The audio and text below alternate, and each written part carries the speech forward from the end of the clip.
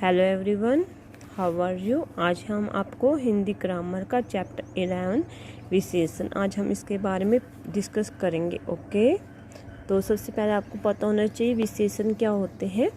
जो शब्द संज्ञा और सर्वनाम की विशेषता बताएं वो विशेषण होते हैं। जैसे यहाँ पर भोलू सीमा अच्छी लड़की है, तो सीमा हमारा संज्ञा है। इसकी विशेषता क्या है कि वो एक अच्छी लड़की है। सुंदर मतलब सीमा की यहाँ पर विशेषता बताई गई है। सीमा हमारी संज्ञा है, तो इसकी विशेषता है कि वो सुंदर है, वो अच्छी लड़की है। तो यहाँ पर जो सीमा है वो संज्ञा है, संज्ञा की विशेषता है वो अच्छी है और वह सुंदर भी है। अब वह हमने सीमा की जगह यूज किया। सीमा जो सब संज्ञा की जगह यूज होते हैं वो सर्वनाम होते हैं, तो सर्वनाम की विशेषता है वह सुंदर है। जो सब संज्ञा और सर्वनाम की विशेषता होता है उन्हें विशेषण कहते हैं। ओके, तो यहाँ पर वह का यूज सर्वनाम की जगह किया गया है। सर्वनाम वह पतली है परंतु चुस्त है, यह इसकी विशेषता है। वह बुद्धिमान छात्रा है, बुद्धिमान इसकी विशेषता है। जो सब संज्ञा और सर्वनाम की विशेषता बताते हैं वो हमारे विशेषण होते हैं।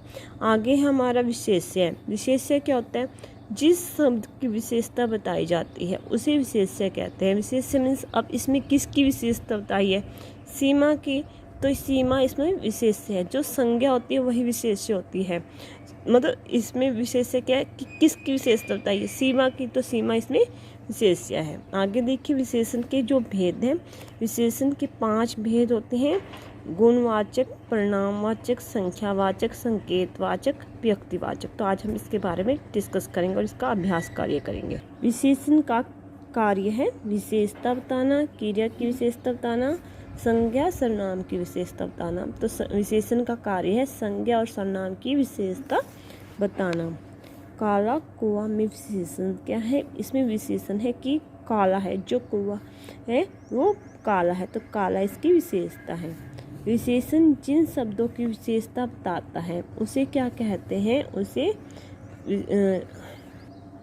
जिन शब्दों की विशेषता बताते हैं उन्हें हम पर विशेषण कहते हैं। यहाँ पर पैर आपने ऐड करना है। यहाँ देखिए जो सब विशेषणों की विशेषता बताते हैं उन्हें परिविशेषण कहते हैं। यहाँ देखिए जैसे सरिता बहुत सुंदर लड़की है, तो यहाँ पर सुंदर की विशेषता बताइए कि वो बहुत सुंदर है। तो यहाँ पर जो शब्द विशेषण की विशेषता बताते हैं तो वो हमारे पर विशेषण होते हैं। जैसे वह तो नीरा मूर्ख है, तो मूर्ख विशेषता है कि वो मूर्ख है, परंतु नीरा उसकी मूर्ख की विशेषता है। जो शब्द विशेषण की विशेषता बताते हैं उसे परिविशेषण कहते हैं। आगे देखिए स्वदेश का विशेषण बनाने का रूप होगा। स्वदेश का विशेषण बनाने का रूप होगा स्वदेशी, क्योंकि स्वदेश हमारा व्यक्तिवाचक विशेषण है।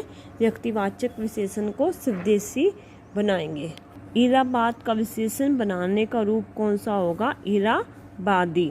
इलाहाबाद व्यक्तिवाचक विशेषण है, व्यक्तिवाचक का इलाहाबादी। जैसे भारत का भारतीय, इलाहाबाद का इलाहाबादी। अनेक लोग खड़े तमाशा देख रहे हैं, इस वाक्य में विशेषण है अनेक लोग। अनेक लोग विशेषण, खड़े तमाशा देख रहे हैं वो, तो ये हमारा विशेषण यहाँ पर तमाशा है। कोष्टकों में दिए गए शब्दों के आधार पर रिक्त स्थान में विशेषण भरिए। हम सब भारतीय हैं, इसका हमने बनाने हैं अपने आप। छवि बहुत बुद्धि से बुद्धिमान है। दोष का दोषी को दंड मिलेगा। हमारे देश में महान वैज्ञानिक उत्पन्न हुए। यह सांप विषैला नहीं है। विशेषण किसे कहते हैं? जो शब्द संज्ञा या सर्वनाम की विशेषता बताते हैं उन्हें विशेषण कहते हैं। विशेषण के कौन कौन से भेद हैं उनके नाम लिखिए। विशेषण के 5 भेद हैं: गुणवाचक, परिणामवाचक, संख्यावाचक, संकेतवाचक, व्यक्तिवाचक। विशेष्य किसे कहते हैं? जिस शब्द की विशेषता बताई जाती है उसे विशेष्य कहते हैं। जैसे सीमा सुंदर है। तो यहाँ पर सीमा की विशेषता बताई गई है। सीमा यहाँ पर विशेष्य है। गुणवाचक विशेषण किसे कहते हैं? जिस शब्द में संज्ञा सर्वनाम के गुण, दोष, भाव आदि का बोध हो। परिणामवाचक, जो विशेषण शब्द किसी वस्तु की माप, तोल या मात्रा बताते हैं। संख्यावाचक विशेषण को उदाहरण से स्पष्ट कीजिए। जो विशेषण संज्ञा अथवा सर्वनाम की विशेषता बताते हैं, संख्या बताते हैं, उन्हें संख्यावाचक विशेषण कहते हैं। जैसे मैंने 3 कलम खरीदी। यहाँ कलम की क्या विशेषता है कि वो 3 है।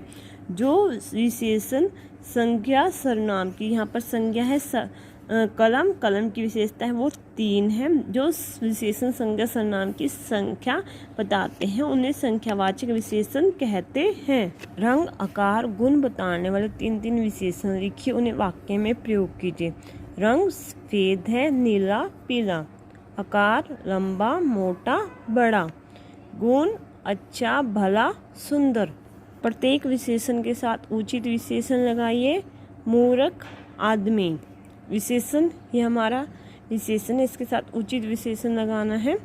काली घटा, ठंडा पानी, ऊंचे पर्वत, हरी घास, मीठा शरबत। निम्नलिखित विशेषणों की अवस्थाएं लिखिए। इसमें अवस्थाएं लिखने जैसे कि 3 अवस्थाएं होती है। मूल अवस्था, उत्तरा अवस्था, उत्तमा अवस्था। निकट मूल अवस्था है, निकटर उत्तरा अवस्था है, निकटतम उत्तमा अवस्था है। अब हमने यहाँ बताना है उच्च मूल अवस्था है, क्योंकि ये अपने मूल रूप में है। अधिकतम उत्तमा अवस्था, प्रियतर उत्तरा अवस्था। जैसे डिग्री होती हैं पॉजिटिव, कंपैरेटिव, सुपरलेटिव, ऐसे ये अवस्थाएं हैं, डिग्री है हमारी। श्रेष्ठतम उत्तमा अवस्था, महत्तर उत्तरा अवस्था, कोमलतर उत्तरा अवस्था, मधुरतम उत्तमा अवस्था, अधिक मूल अवस्था, सुंदर मूल अवस्था, योग्य मूल अवस्था, तृप्त मूल अवस्था, निकटतम उत्तमा अवस्था। निम्नलिखित वाक्य में विशेषण चुनकर लिखिए। मुझे कुछ रुपए चाहिए। तो यहाँ पर कुछ हमारी विशेषण है। राजा के पास असंख्य सैनिक हैं। सैनिक कैसे हैं? असंख्य। तो सैनिकों की विशेषता है वो असंख्य है। असंख्य इसकी विशेषण है। यहाँ पर रुपए की विशेषता है कि कुछ, तो यहाँ पर कुछ हमारा विशेषण था। थर्ड देखिए, मैंने चतुर कुएं को कहानी सुनाई। तो किसको कहानी सुनाई? चतुर को। तो चतुर हमारी विशेषण है। काले बादल घिर आए हैं। बादल कैसे हैं? काले। तो काले हमारी विशेषता है। मोहन 5 किलो आम लाया। कितने किलो लाया? 5। तो 5 इसकी विशेषता है। मेरे पास एक काला घोड़ा है। कैसा घोड़ा है? काला। तो काला इसकी विशेषता है। स्पष्ट कीजिए मूल विशेषण और यौगिक विशेषण। मूल विशेषण, कुछ शब्द मूल रूप में ही विशेषण होते हैं, जैसे काला, मोटा, गोरा आदि। ऐसे शब्द मूल विशेषण कहलाते हैं, जो अपने मूल रूप में ही रहते हैं। यौगिक विशेषण, कुछ शब्द जैसे संज्ञा, सर्वनाम, क्रिया आदि में उपसर्ग अथवा प्रत्यय लगाकर विशेषणों की रचना की जाती है, जैसे वर्ष से वार्षिक, जैसे गुण से गुणी, योग से योगी, अपराध से अपराधी। ये हमारे यौगिक विशेषण हैं। Okay, have a nice day.